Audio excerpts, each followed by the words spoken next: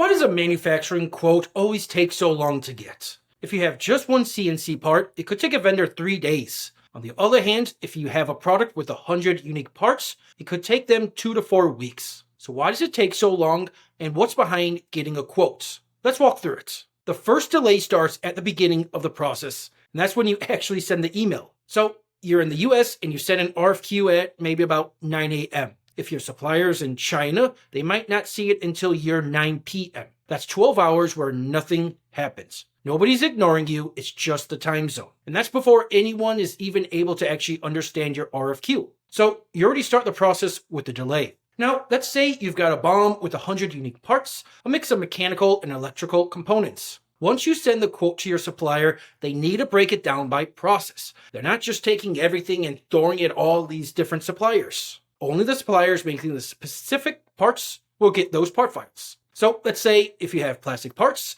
they're going to only send those plastic parts to the plastic supplier. The same for stamps, metal, electronics, and so on. Or at least this is really how it should be. And someone has to sort this all out, part by part, before anything gets quoted. Then once the supplier gets the data, they review the part geometry, the material cost, tolerances, the processes, secondary processes like coding, process time, and so on. Then they need to add on extra costs that really aren't directly tied to the part itself, quality, overhead, electricity, labor, and more. Then out comes your quotes. So you got your quotes, and that's great. But now you have to ask yourself this question. Can this part actually get made? And not just once, can it get made consistently at volume and still hit your quality requirements? That's DFM. And here's the annoying parts. An RFQ is just about getting a quote fast. It's literally called request for quotation. So suppliers optimize for speed. Sitting down, writing up DFM notes, explaining why a part can't be made,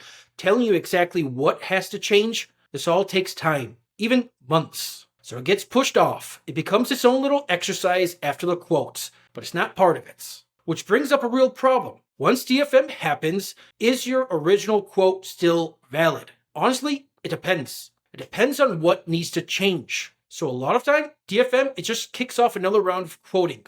So where's really all of the value in this?